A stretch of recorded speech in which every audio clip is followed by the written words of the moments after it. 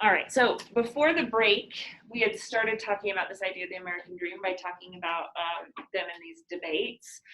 The debate didn't end up happening because right before the break, hardly anyone was here. So we talked about Christmas, right? We did Christmas dream. So let's get back into the American dream then. We need to spend a little bit of time like working out what it actually is. So I'm gonna give you 3 minutes in your groups. So do those still exist in here? Yeah, kind of. I'm gonna give you 3 minutes to talk to the person next to you. Let's do that. 3 minutes to talk to the person next to you about what the American dream is to you. Like there are a lot of different definitions of it. So for you, what is the kind of ideal? What is the American ideal or the American dream? And then I have 3 questions up here. I've got, is it static or does it change over time? And if it does change over time, how has it changed? Is it possible and for whom? And is this an admirable ideal? So it all depends on what you define as the American dream, right? Is the way you answer those questions. So discuss with each other for a couple minutes. And you guys at home, I want you to put that into the chat box. I will write down the questions so you can have it clearly.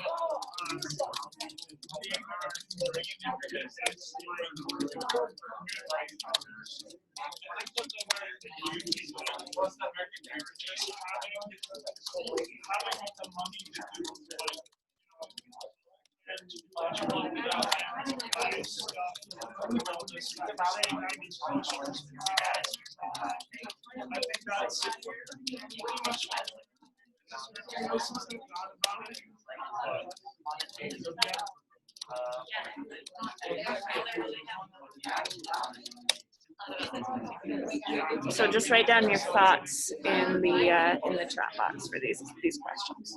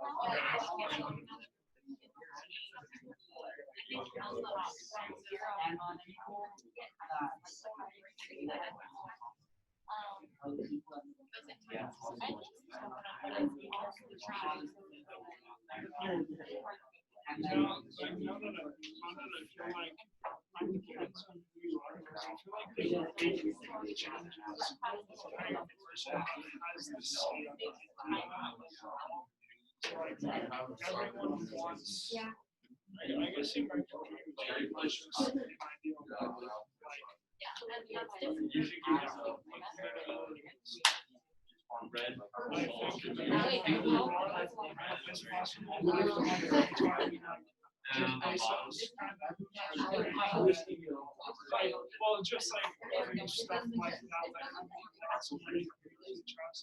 I feel like it's actually like a lot farther than you know how it's definitely like I don't really think it's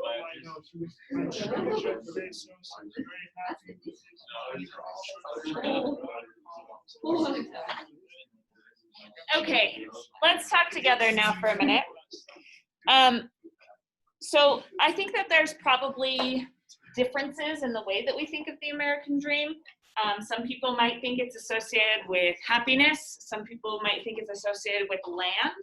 Originally, American dream was a lot about like land ownership.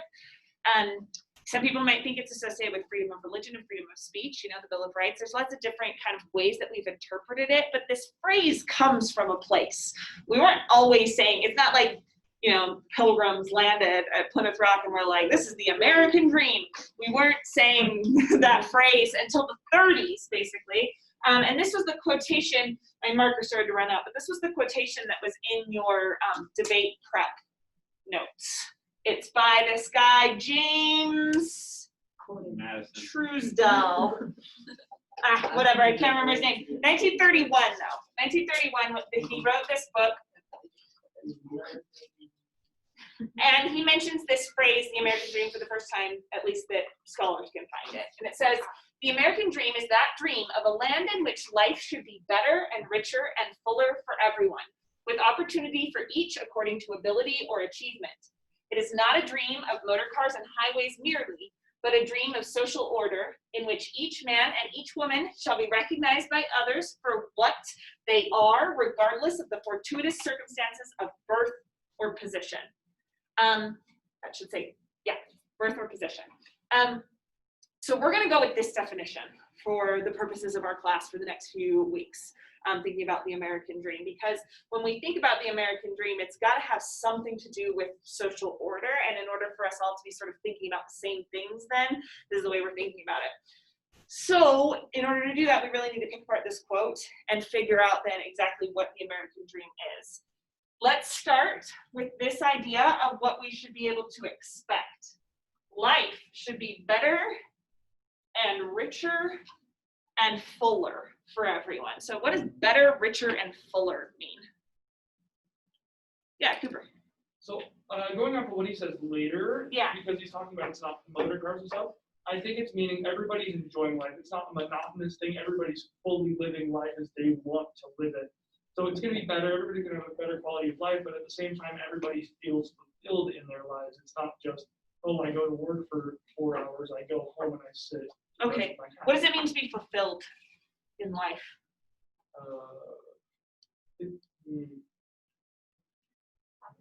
Yeah, Sam. Fulfilled in life for me is you are at a position where you can be happy. Okay, so it's about happiness. And that happiness comes from a kind of with fulfillment, it comes from a kind of state of being. Like a satisfaction. A satisfaction. That is what I would say. All right, cool. You feel fulfilled at where you're at. Okay, cool. So it's like I'm glad I ended up in this place. Yeah, Christiane? The word I thought of was vibrant. Vibrant. A fulfilled life is a vibrant kind of life? Okay, well, explain what that is. Well, kind of like, it's not boring. It's something you want to have as well. Okay. So a fulfilled life is like a life you want, desires come true, something like that. Nathan? So I was just thinking, and I feel like with the vibrant comment, I feel like it really depends on who you're talking to, and I feel like, which this is kind of going back before you wrote this definition, but I feel like the American dream kind of changes depending on who it is, because that's saying better, richer, fuller community. For some people, their satisfactory, their fulfilled life is living in a cabin in the woods. Okay. Kind of thing. So, I feel like really the definition and what you're talking about can definitely change from person to person. Okay, so if my idea of fulfillment is I get to, I own my own RV and I park it wherever I want, whenever I want, then that's one definition. But somebody else's might be like, I'm settled and I've got a white picket fence and 3 kids, and that's my definition. But either way, so that's kind of what comes from being fulfilled then, is getting what you want out of that life. Okay, got it. Isaac? I think it means like you're free to pursue what you want to pursue and like to be what you want to be, because Okay. like it's like a lot of life is struggling to get to the point where you don't have to worry about like hunger, where your next paycheck or your next meal or whatever is going to come from. I think it's putting that past that, and you're free to just do what you want to do. So this is about then basic needs being met. In order for life to be richer, better, richer, and fuller, your basic needs have to be met first, and then you get to pursue what you want to pursue, right? So you're going back to like the very basics of it before you can take that next step up. All right, anything else you want to say about better, richer, and fuller? Why do you think he uses the word richer? Because I get better and fuller the way we've talked about it. Is richer associated with money or no? It doesn't have to. Okay, so maybe, but maybe not. Christina? I feel like the way he uses it, it's a double meaning. Okay.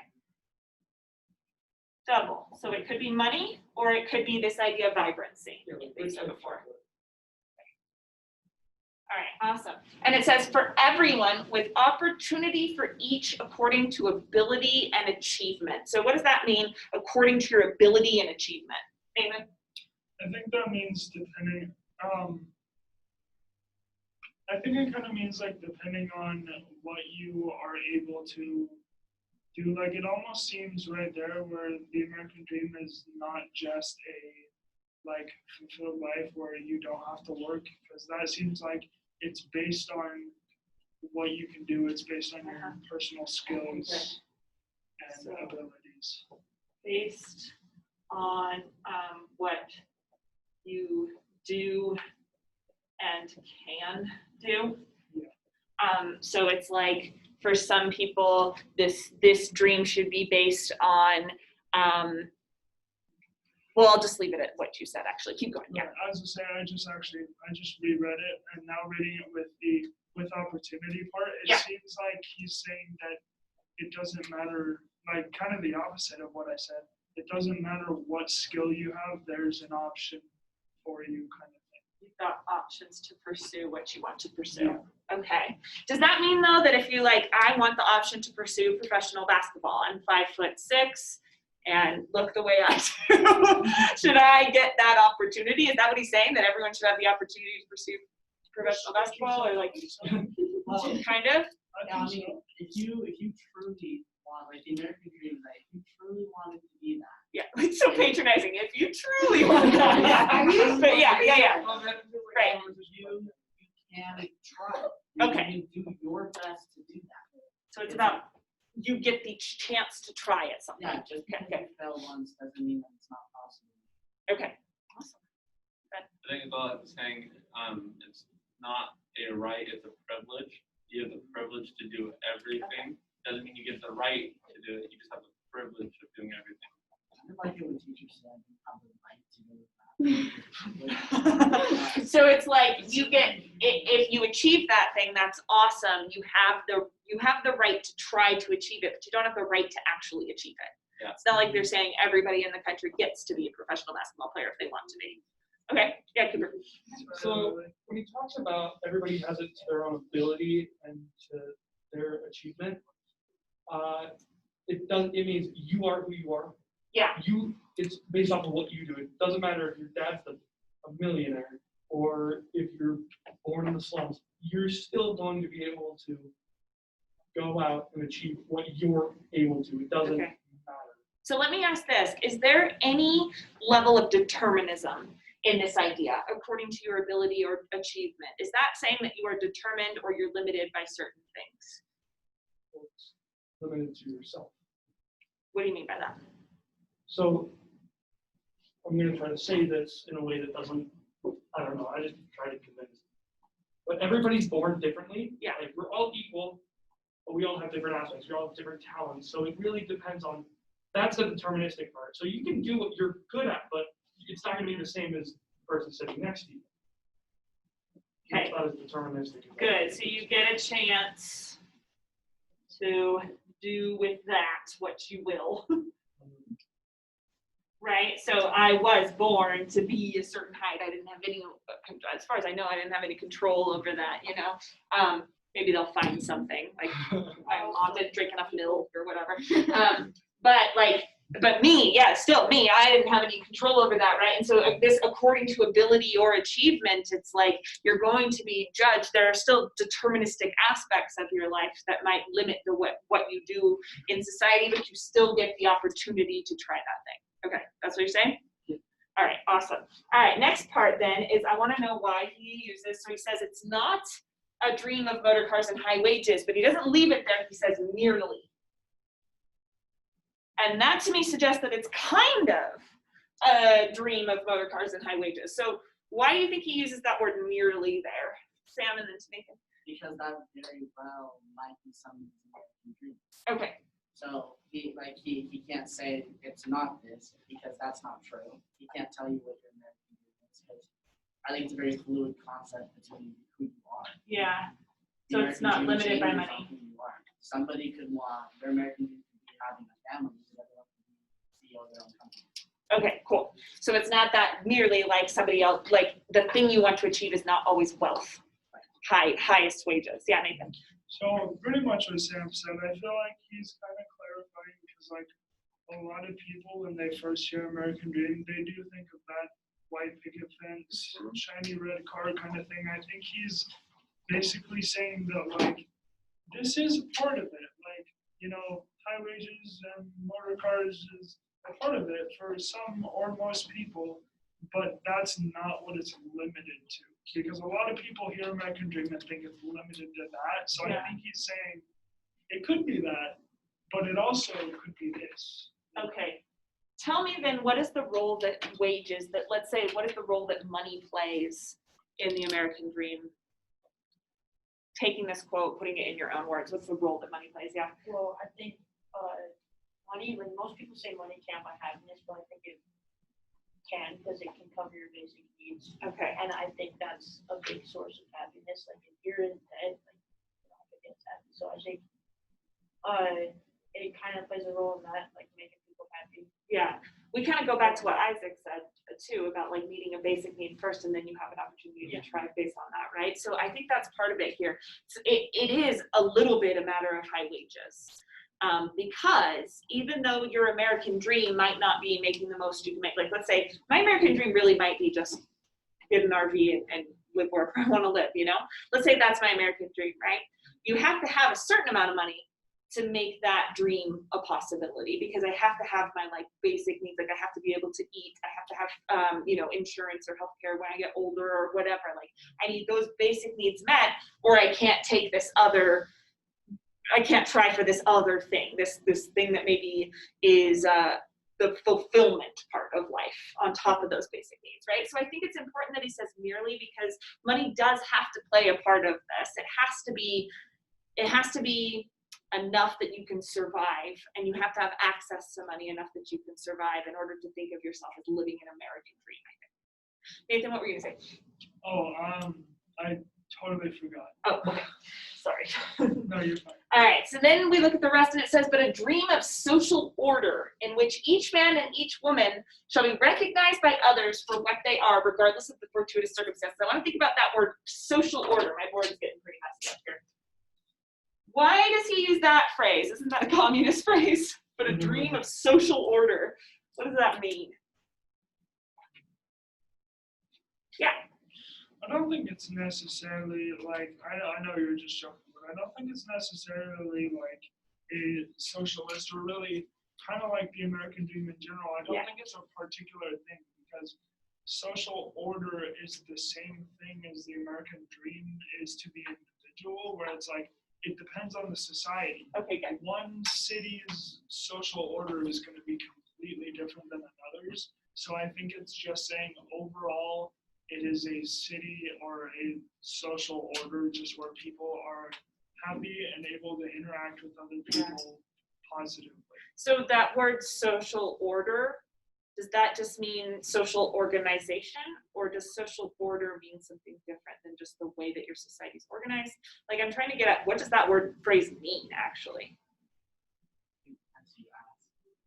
But I just mean like in dictionary kind of way. Like if you say, and I don't know that we can find it in the dictionary, but if you just say like, you know, when a writer uses the term social order, what do they mean by that? What is the definition of it? I think a lot of times it means that the society is moving like smoothly. Okay. Okay, good. So it's like the organization of your society, right? Yeah, and like how it works with each other. Okay, cool. So I think in this case, then a social order has to include something about hierarchy and who's at the top of the food chain and who's at the bottom of the food chain in terms of a social order, right? A lot of times that phrase is about who's considered like above another person. And so then we look here and we say, this is a social order where each man and each woman are recognized by others for what they are, regardless of the fortuitous circumstances of birth. So what's important about American social order for establishing that dream? Yeah, Cooper. And going back to what I said, each person is identified for who they are. Okay, good. It's not, your dad's a millionaire or your dad's in prison. Good. So it's like something about their character then, and it's something about the way that they work at things, right? It's their personality, and it can't just be about these fortuitous circumstances, which would include things like gender or race or class or whatever other things we often categorize people as, right? But it doesn't mean that there is no social order. It doesn't mean that everybody kind of achieves the same thing. We can still recognize people, and at least according to this American Dream, we can recognize some people as better than other people. It just has to be dependent on their character, right? Yeah, Ben. I think it's kind of a warning. Yeah. Otherwise, it's kind of just saying, you have this dream, just know that there's a chance you won't get it because other people are trying to do their dreams too. Yeah. And that there is an order that has to be followed. You can't just Okay, good. miraculously rise to the top without doing something or another. Good. Don't expect anything. And that's why I got to this last point here about this being an admirable ideal then. What do you think? Is this an admirable ideal for a country to have, this idea of the American dream, the way we just, yeah, should we admire it? Yes. Okay, what?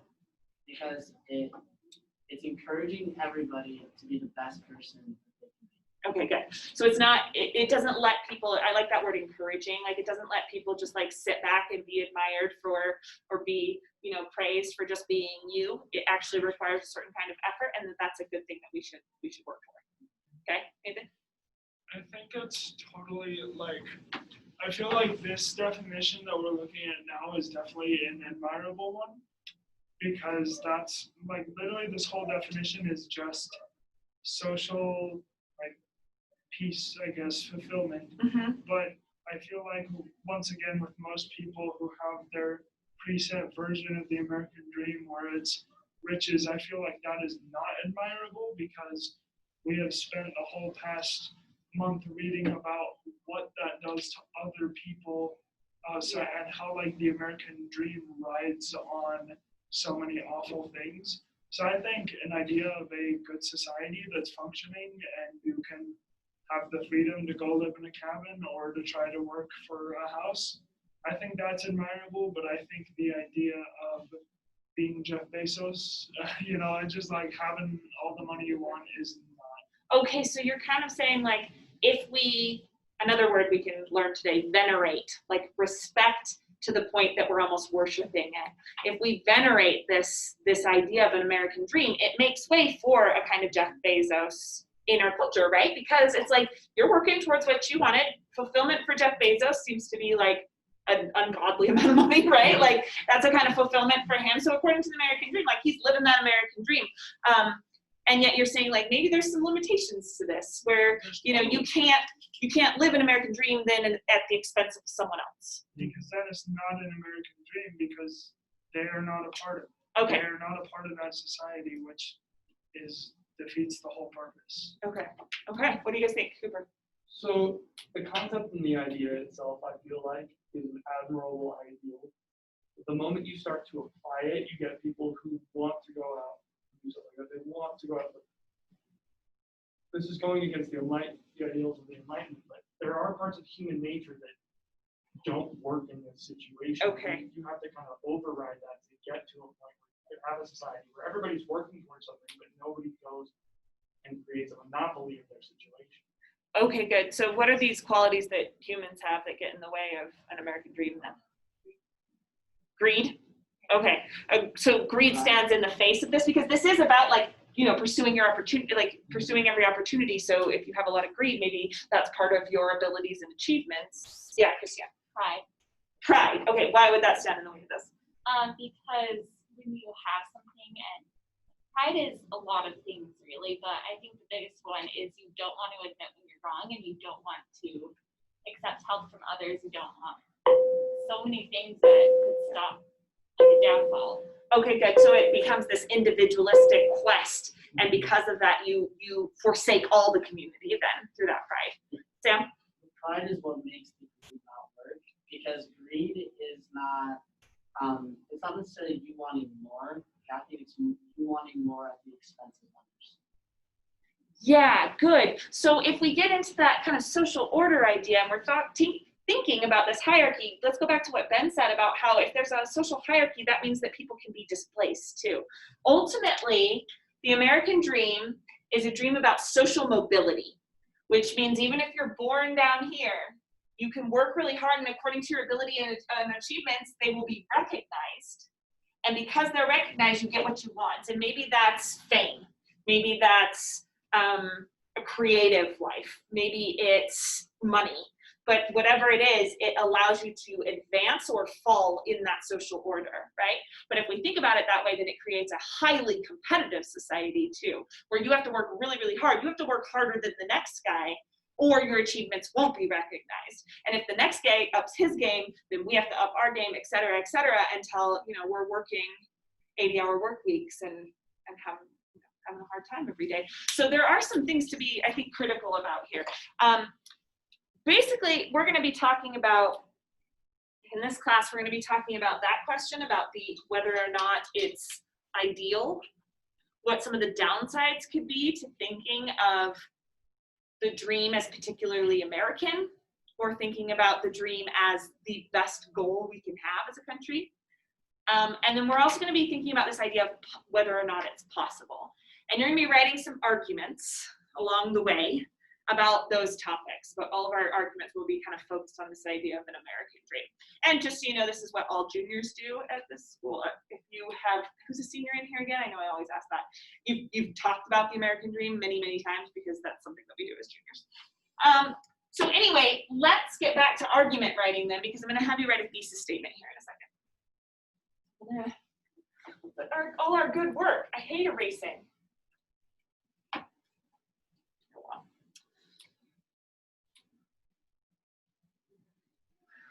So there is a style of thesis statement in an argument essay that I would like you to try to write. And it is called, it has a name, it's called an enthymeme. An enthymeme is a logical statement that is composed of a claim plus a reason. So before the break, I did my rant about 5-paragraph essays, right? Yes. All right, cool. So when you do a 5-paragraph essay, you usually have a claim, and then you have 3 reasons why that claim is true, right? An enthymeme is just one reason why it is true. Here's my claim. Here's why I believe that claim. You know, I love dogs because they are loyal. There we go. There's my thesis statement. My claim is that I love dogs. Actually, no, this is just that's not a thesis statement. That's just an opinion. Let me say dogs are great. There we go. So there's my claim. Dogs are great. It's a controversial claim. When I say controversial, I don't mean that it's like everybody's going to get in a fight about it. It just means that there are some people who disagree with it. Some people are cat people for whatever reason. And they're going to say that no, dogs aren't great, they're slobbering and blah, blah, blah, blah, blah, right? But I've got my reason, and it's because they are loyal. You know, we should all be vegetarians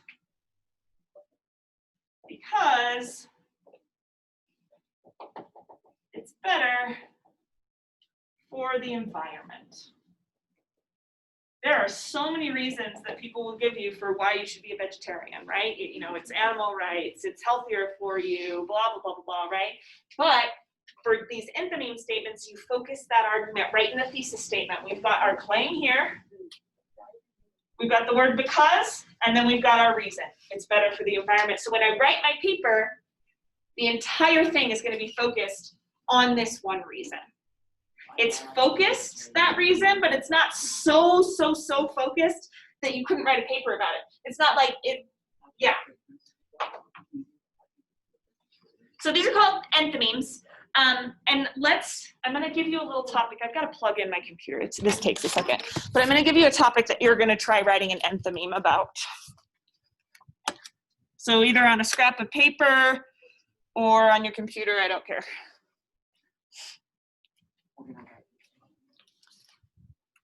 So let me pull up.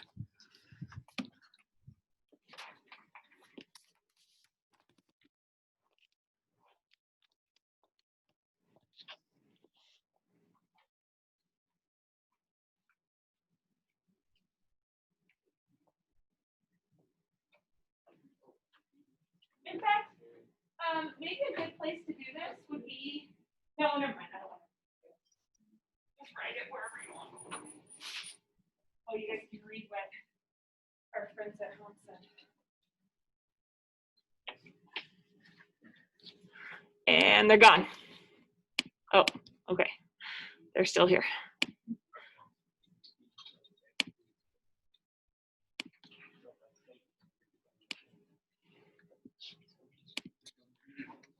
Okay, so here's our quotation that we just talked about. What I want to discuss here for a second is the difference between inequality and equality, the difference between equity and equality, and the difference between justice, equity, and equality. So these people did a giving tree style illustration of this. Inequality is that, you know, your circumstances will heavily favor one person over the other. I would say that my circumstances have been awesome. Like, I can't think of anything in my life that has been like super disruptive. My parents are still together. They're pretty wealthy. Actually, they're really wealthy. When I was growing up though, they were pretty wealthy. Like it's been good for Dr. Borup. So I'm over here getting all these apples, right? My husband, he grew up in a trailer in the woods that had a hole in the bathroom so big that they had to hold up their feet while they went to while they sat on the toilet, because if not, their feet would fall in this hole underneath their trailer. They had a rough going. His parents couldn't make rent most often. It was rough. So he was over here getting no apples. He didn't get to go to the dentist or anything like that, while I'm getting all these apples. That's an example of inequality, right? Equality would be our stimulus checks. So let's say we're in that situation, my husband and I get a $600 check, and I'm like, awesome, I'm gonna buy chicken wings. And his family gets a $600 check, and he's like, awesome, this will maybe buy a board that I can put over the hole in my bathroom, right? So it's like we all get the same amount equally, but it's based, when we started in these different positions, it takes us up only so far. Does that make sense? I think. All right, equity would be if you took the experiences, the circumstances that people are born in, and you gave them what they needed in order to achieve the same thing.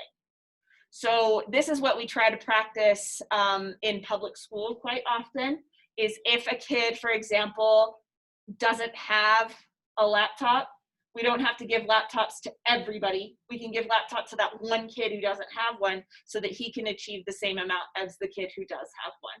Right? So you'll give some kids a little bit more because of the circumstances they were born into, so that they can all have access to the tree, right? And this kid right here, they could still choose not to pick the apples, but they at least get access to those apples. And then justice is changing the circumstances, so that hopefully in the future, people will be born and they'll both have access to the apples, and you won't have to give one the bigger ladder. Does that make sense? Awesome. So your thesis statement. Oh, actually, I have a couple of examples of this that I thought were helpful, but I don't actually want to spend that time on it, so I'm going to go.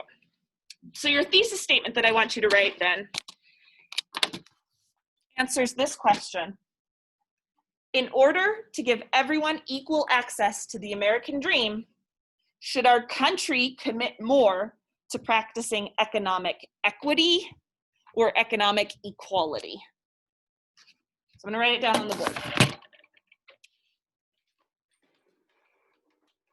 In order for everyone to have access to the American dream,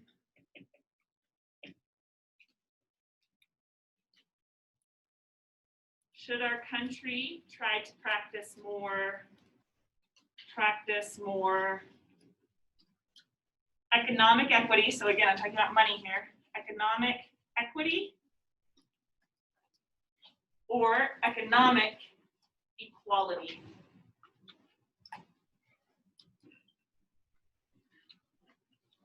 All right, what questions do you have about that piece, that question? What questions do you have about the question? Does the question make sense? Yeah. It's kind of, I mean, yeah, okay, then I'm gonna leave it and let you answer that. You're gonna try and answer that in a thesis statement that is shaped like an enthymeme. So write down your claim. This is what you believe, this is what you would argue, and then your reason for believing that your argument is true. Give it a shot, and then we'll answer questions once you've given it a shot.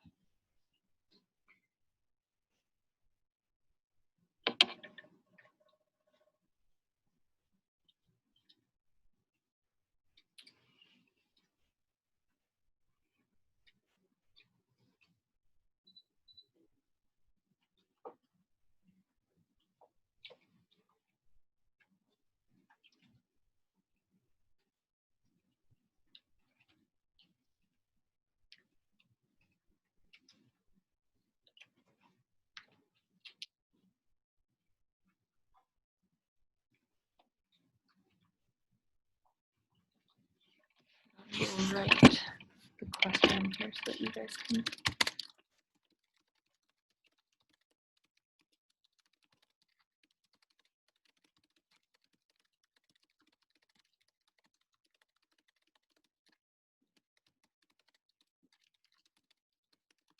Basically asking you, are you a Bernie guy? Or are you a Hillary lady? Or neither. Or a Rand Paul guy? It's asking like, should you give people should you give people more of a leg up? Should some people get more of a leg up than others?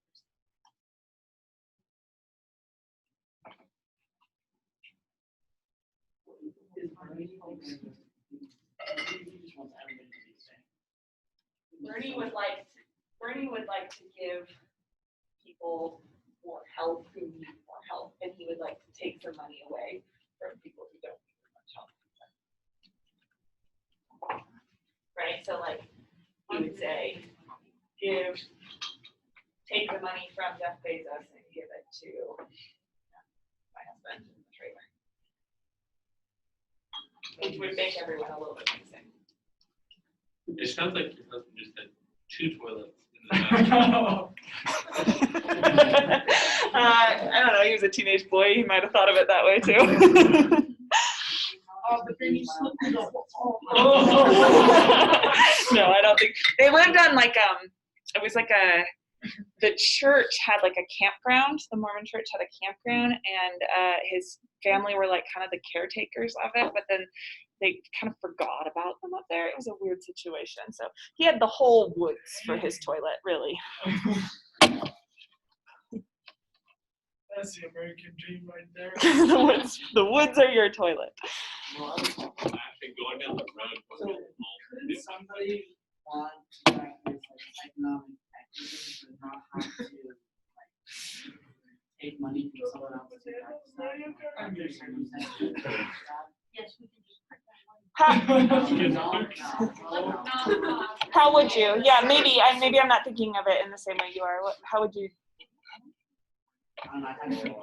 Like maybe not give as much money to defense, but instead give more money to healthcare for poor people, that kind of a thing. Kind of like that. Yeah, like reallocate things so that, yeah, yes, you're right. I don't think it's fair to take some money. Yeah. But then you have the issue of, but it's billions and billions of dollars. I feel like about it. No taxes though, is that what we're saying? I got $10 from it, but my sister's window, so I Yeah, have to give her no, $5. I understand that, but. Why would I give her All right, so It's no stock, real estate, yeah.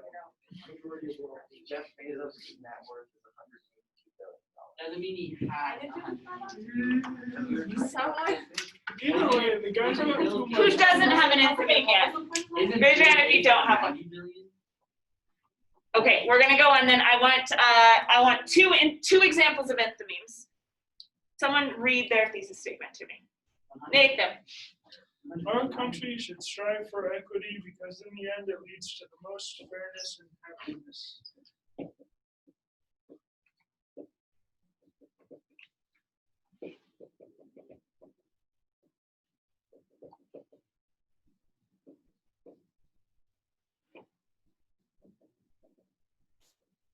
Okay, let's get the other side. Did anybody argue for equality instead?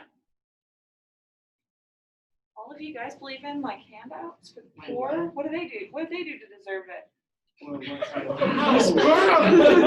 Wow, okay. Would you be okay if your neighbor's stimulus check was twice as much as yours? If they have a house twice as small. You guys are a class of empathetic people. Really, nobody argued for equality? All right, well then let's get another one for equity too. Whatever you argued for. I was mad that they gave What was it then? I was mad that they gave NBA teams money. That's the reason I'm doing for equality. Okay, do you have an enthymeme then about it? Do you have Well, an I just said the government should practice economic equity because some have a plentiful amount and small needs while others have a small amount and great needs. Oh, I love that. Okay, tell me slowly. The government should practice economic equity because some have plentiful amounts and small needs while others have a small amount and great needs. Honestly, if they're my neighbor, they can't be doing too much work. Because I mean, we're living in the same. I mean, yes, but no. They're to an extent, yeah. So it's like yes, but at the same time. Is it like if you're a neighbor, you want the house in the neighbor made living there? Okay. Why are you nodding your head, Lily? That doesn't look good at all. All right. So, okay, let me get your attention back here. All right, so we look at both of these enthymeme statements, and they are both worded as enthymemes, right? We've got our country should strive for equity, and we've got the government should practice economic equity. Those are our claims. And I think you would find that those are pretty controversial, maybe outside of this classroom, or maybe outside the discussion that we just had. Those are pretty controversial claims to say. So we've got the controversy there. We've got something that people will argue with. Remember when I had my dog here and I said, I like dogs because? It didn't work as an enthymeme because you can't argue and say, no, you don't. Like, you don't know what's going on in my head. I like dogs. That's just a truth. When to write an enthymeme, you've got to have something that isn't just a truth. It's something that can actually be argued. And then you've got the claim. Because in the end, it leads to more fairness and happiness. Because some have plentiful amounts and small needs, and others have small amounts and plentiful needs. Those are both singular reasons to prove your statement, right? And do you see how they're different? You could have a different focus for this paper. This is a topic that people have written vast amounts about. People write books about this topic, right? So you've got to find a way to narrow it, and the enthymeme is a really good way to narrow that down. So we're going to move on. You're going to be writing enthymemes, more of these today. This is just to be clear, this is the structure that I want your thesis statements to take for argumentative papers. So in order to do that, let's get some material out there. I thought we could do a kind of New Year's type of essay today. We're going to read about Benjamin Franklin and his resolutions. I've got our next packet. It's not as bad. I don't like how colorless it is. It makes me sad. Oh, you don't like the I feel cream like color? I'm working an office job or I just signed up for the military. This seems like something you'd get in the military. Am I wrong? The American dream. Know what you're fighting for. You took the picture of what the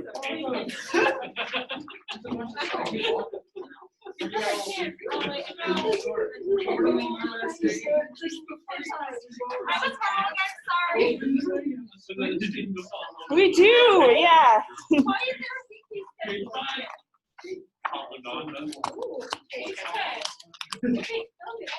Okay, I numbered this one. I thought ahead. And now I'm afraid I did not put Benjamin Franklin in here. Yeah, where is that? What page? Oh, page 6. Okay. All right, you two at home, this is on the Canvas page. It's called Class Recording, January 4th and 5th, and you'll find this file. All right, Benjamin Franklin was an interesting guy. Very, very successful by anyone's imagination. Like he was successful in many ways. One of the ways he was successful is he wrote a very successful autobiography, and it reads like an autobiography, but then in some parts it kind of reads like self-help. I don't know if you guys read a lot of self-help books, but he kind of gives you like a plan for living in some parts, and that's the part I've excerpted for you. He decided that he could become a better person by being very strict with his schedule. So I'm going to give you, I think this will probably only take like 10 minutes to read through. You'll see it's a lot of lists. I'm going to give you about 10 minutes to read through this excerpt from his autobiography and just get to the part where you see the weekly schedule.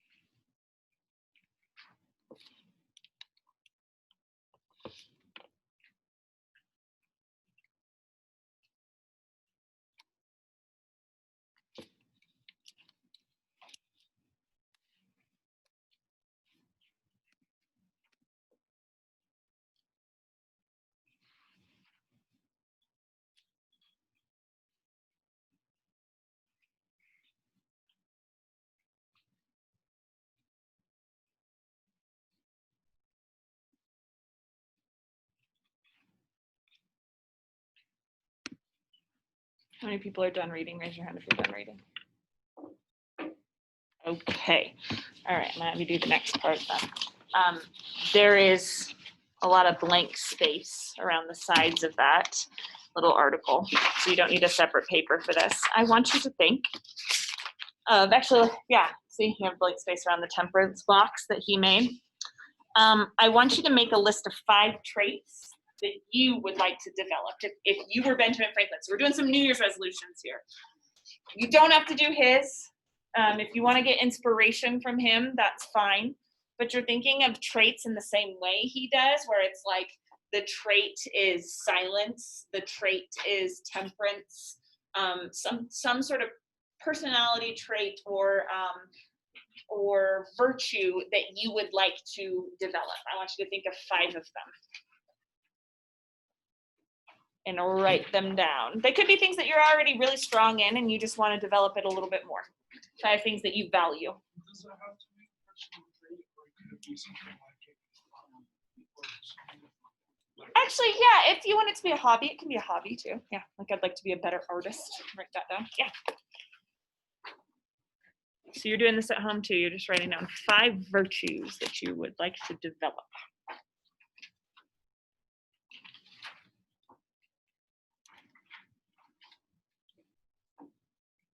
Do we have to write definitions, or we just? No, you can just write down the virtue. This is for you, your own personal development. So as long as you can understand it.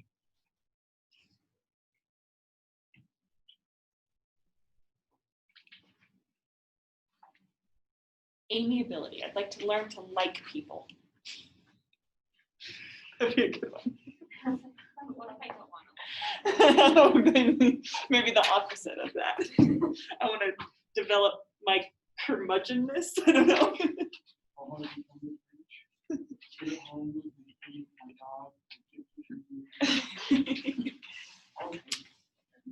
Pretty good dog. 53-year-old dog.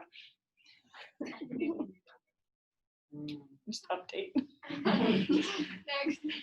My husband's grandma, she's on her dog's name is Gypsy 3.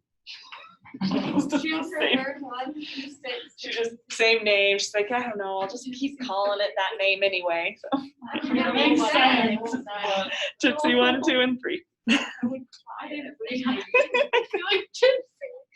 Yeah. But maybe she fools herself into thinking. Oh gosh. It's like maybe like the phoenix, you know? Gypsy has been born. She did. She used to get really mad at Gypsy 2 because Gypsy 2 was not as good as Gypsy 1. Okay, never mind.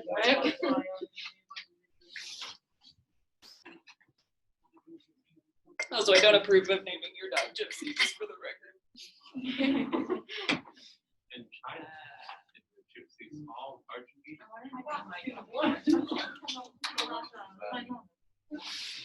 Kindness could be one. Charity. Intelligence could be one.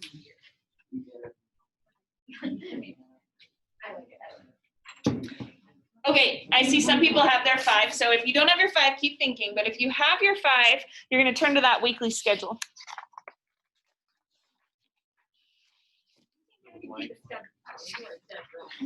All right, here's what I want to do though. You have a schedule now. Like every day at 7:30, you have to be here, right? All the way until 2:30 or whatever. What I want you to think of is what would my ideal schedule be to develop these traits? So, you know, not thinking about what you have to do right now in your life, but what would your ideal schedule be in order to develop those traits? Like if you really want to be, you know, an artist for a living, would your ideal schedule include high school from 7 to 3? Maybe not. So write down then, use this weekly schedule. Just use, all you have to use is the activity part. What would an ideal day be that would ideally develop those 5 traits that you identified? Does that make sense then? First of all, this whole first section is sleeping. So this is ideal. You don't have to, if you don't. Doesn't even have to be real. No. Oh. Cool. Wait, can I just put sleep? But it should, if all of your traits are sleepiness, like I just want to not be tired anymore, then that makes sense. But your schedule is supposed to be built in order to help your ideals. So if one of your ideals is kindness, but you don't have anywhere built into your schedule to develop that kindness, then that schedule fails, right? So you have to build into the schedule how you're going to develop these things.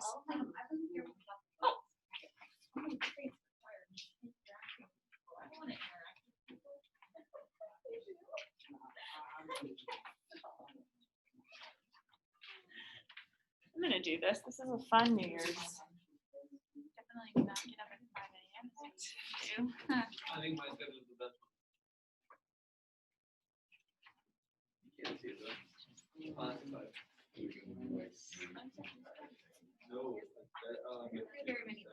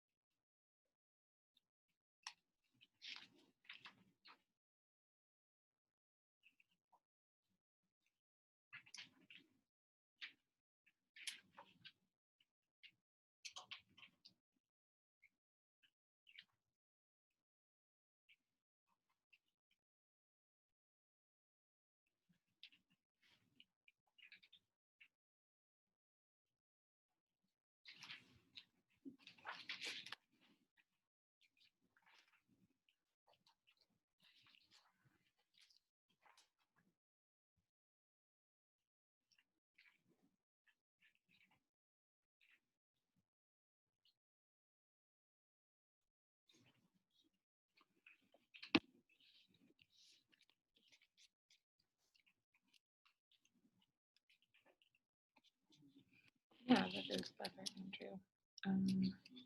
Maybe you could flip it so that it's a little bit clearer in the language, like something like we should.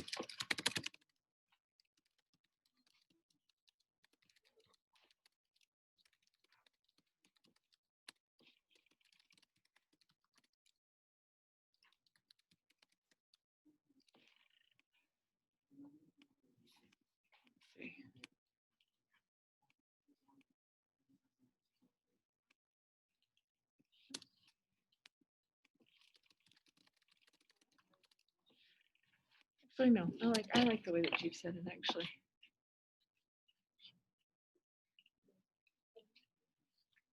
yeah, that's a good thesis.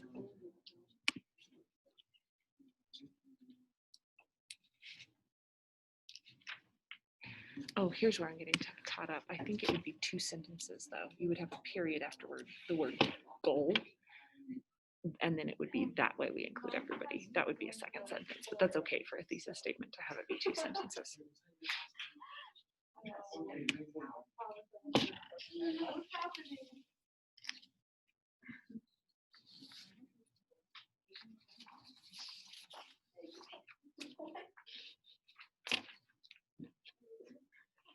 We get out of here at 12:10 now, right? Yes. Oh, that's ideal. Oh, okay. This is assuming everything goes Everything like. perfectly. So Yeah, I could do this where I go from.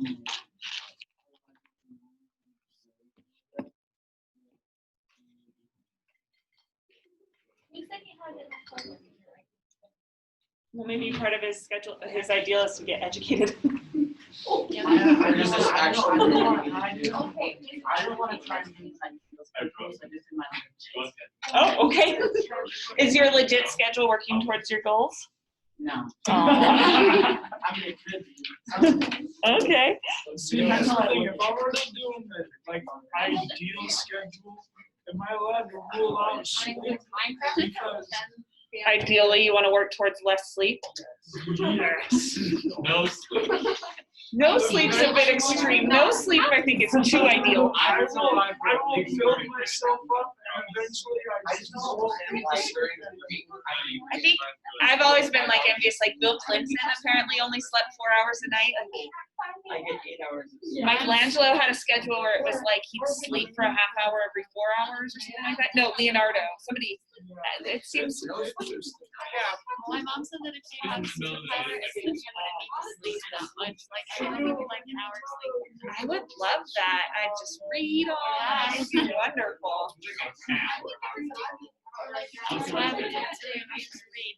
That's a good answer for superpowers too. Like I just want to be able to lay in my bed and read all day without sleeping. How many people are done with their schedule? Raise your hand. Still have like 6 hours. All right, I want to wrap up here with this little part of it, just by asking you, how similar does your ideal schedule look to your real schedule?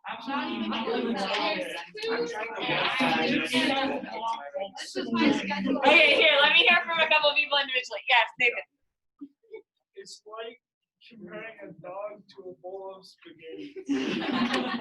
So absolutely nothing in common. What? Oh, gosh. So, okay, so if your ideal schedule is not close to your real schedule, and this is your ideal schedule was to build your virtues, right? So it's not like, unless your virtue was like, I just want to be a slug and a dud and do nothing all day, I don't want to contribute to this world in any way.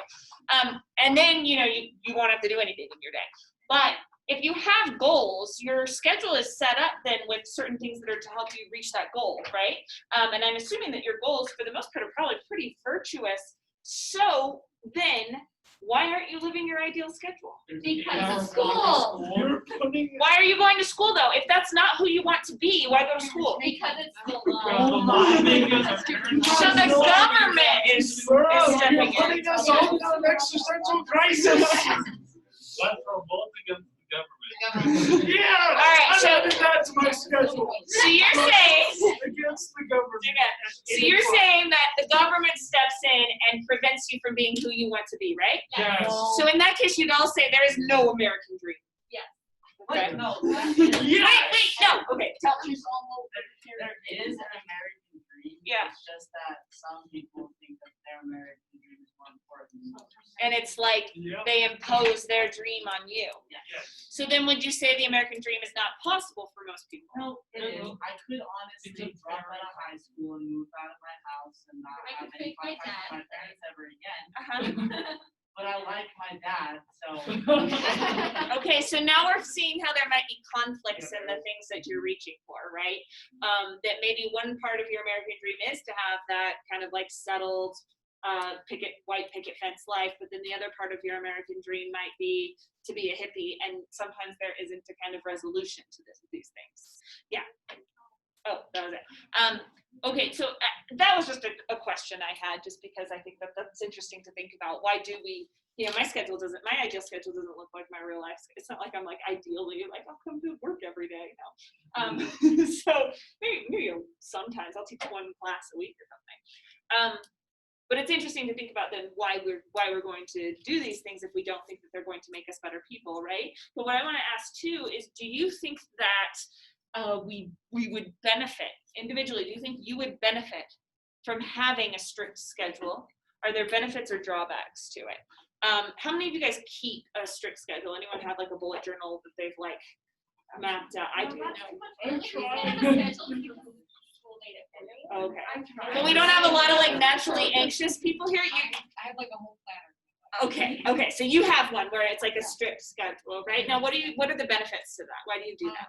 I plan out my day and I get everything done that I need to. I'm not usually like procrastinating as much. I'm not like following the rules, but I like. Okay, good. So if you keep this strict schedule, then you don't run the risk of things sort of like going by the wayside, like slipping out of your control, right?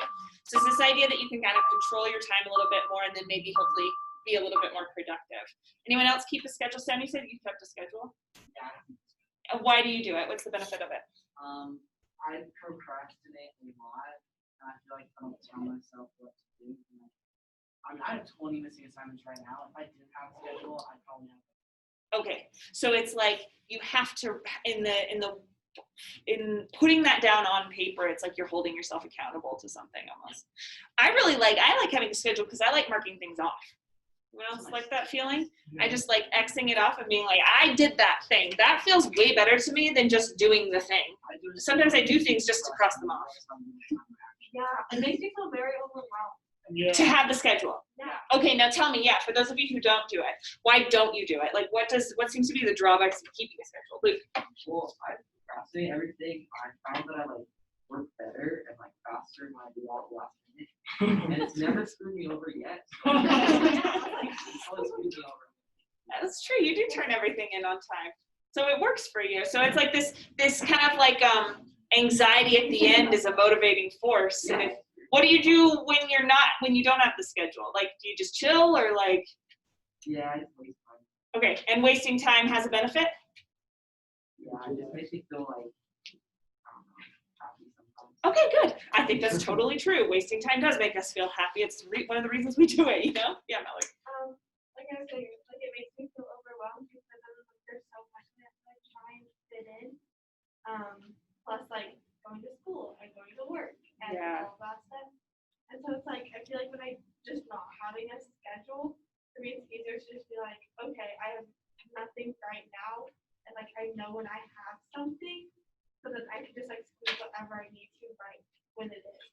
Instead of being like, okay, I have to do this, this, and this in this amount of time. Just like I have time right now, I can try and like squeeze it. So that rigidity is actually would prevent you from doing certain things because you're like, this is when I'm supposed to be working on this thing, so I can't fit this other little thing in. That makes sense to me. Allie, you're hand up.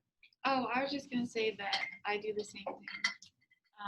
I don't write anything down because it like makes me like, there's so much stuff.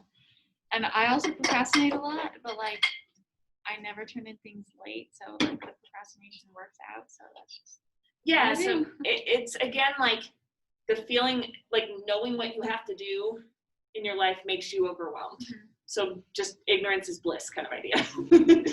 And just go with the flow. Lily? I had like a few months ago, I put like a to-do list on a whiteboard so that I could like cross things off.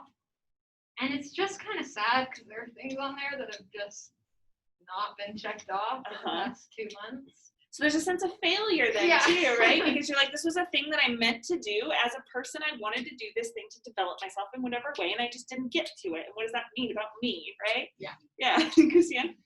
Honestly, there are times when I like see a schedule and I just kind of shut down because there's so much on there and it's really hard for me to do it. And there are other times where I just get so overwhelmed that I shut down. Okay, so it has the opposite effect of productivity. Yeah, Cooper? So I've tried to make a schedule. I'd like to physics syllabus. I can't. Okay, but I've tried to make a schedule before, and then I procrastinate making the schedule. I've seen people do that. I watch these like just because it's relaxing to me. I'll watch these like planning videos. No, I Are watched you that much of a nerd? I'm that much of a nerd. Like I watch like planning YouTube videos. No, I watch like organizing. Yes. Okay. We're on the same page. Like I want that, but then I like cannot bring myself to do it. But I'll watch people do that, and it's so funny to me in those videos. They'll talk about how they procrastinated planning, you know, and it's kind of that same idea. I will procrastinate planning by watching. Yeah. Let me ask you this question. Did any of you have goals, like the 5 traits you wanted to develop that were kind of other people centric? Something like kindness or service or, okay. Tell me about how they would fit into a schedule. I don't know. Would you plan when to, So one of the things I wrote is being more like social because I spend a lot of my time like talking to collectively 1 or 2 people. So in my schedule, I have points like, you know, Lily made the joke, I have like this 5-hour block for Minecraft, but like I genuinely have a point in my schedule where it's like, hang out, get online and play with a group of people. Okay. You know? Okay, good. So you've scheduled in the social time then. Yeah. Okay. Yeah, Maddie. I just scheduled in like a time to like check on friends. Okay, good. So you can check on them during this. Okay, so let me ask this because we're running out of time. If your friend and loved one came during your, for example, from 9 to 11 or whatever, I just want to be reading books. If my husband comes in and is like, I'm sad, talk to me, and I'm like, no, it's my 9 to 11 time. This is literally how every weekend goes, actually. You'll come in and be like, want to hang out? And I'm like, get out of my face. Because then you're able to switch and go to something else. Okay, good. So we're getting a lot, exactly, we're getting a lot of benefits and drawbacks here. It seems like benefits, it could be more productive for some of us who have that kind of thinking. It could prevent us from procrastinating. It could also make sure that we do things that we don't always think about, right? So like if I were, you know, I'm thinking of like what Nathan said, like you might just get into a pattern with certain people where you hang out with certain people and it means that you're not seeing others. So like having that list reminds you to work on those goals that you want to develop, right? But on the other hand, there's this lack of flexibility, there's this idea of being overwhelmed, etc. So we're going to write one more entheme before the end of class. I want you to write a thesis statement that answers this question. And you can do that wherever you want to write it. Is the creation of a strict schedule the best way to maximize life's potential? Is the creation of a strict schedule the best way to maximize life's potential? You guys at home, just write that in the chat box for me. You're writing a thesis statement about that. Are we assuming that like everyone has a strict schedule or just? Because like we all had our own strict schedules. Yeah, I think it's an either or type question. It's kind of like ideally, sort of the way Benjamin Franklin is thinking about it. Like, well, he's thinking about it just for him. I'm gonna say either or, whichever way you want to approach it. Is it a better way for you or is it the better way for society?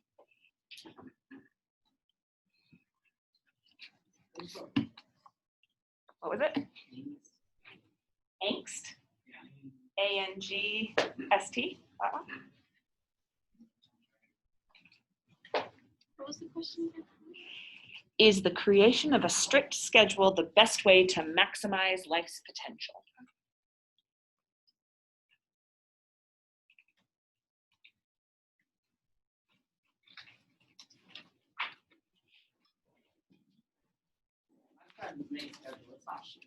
I just have a to-do list. Okay, so when we come back, don't lose this thesis statement because then I want to talk about how we can kind of complicate a thesis. It doesn't have to be a black or white issue. It can be, you know, sometimes in this instance or in this way, but not strict. I love a strict schedule. 6 to 6:05, brush teeth. 6:05 to 6:10, feed dog, make coffee.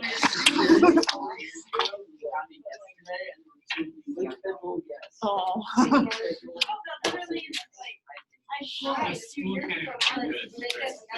That's true, and it drives me crazy.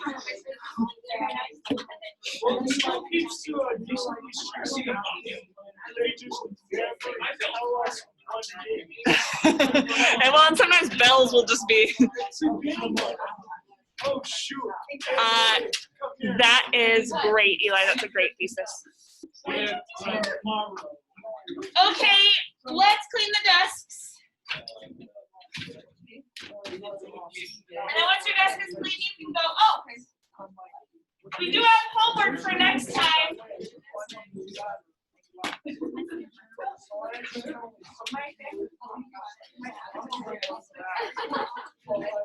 Here, let me talk just for a second here. Quiet down. Just 1 second. We have homework that's due next time. I've warned you about it a couple times, but you might have forgotten. It's an argument essay which you haven't done before. You're just doing your best. I just want to see what you can do with an argument. This is like the first time I've ever been on What?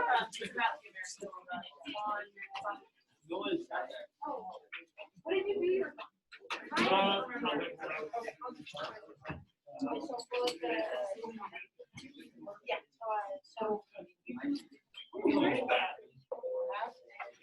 Nice.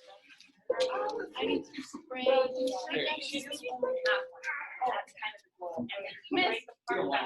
I called it. I was far like, for example, if I did dogs I'll are deal with you great, still miss. I'll have, I'll have like 3 or 4 body paragraphs about how they're loyal. And I'll just stick to that. Yeah. Thanks, sorry about that. All right, fellas, we are done with class. And you are good. You don't need to make up any of these points.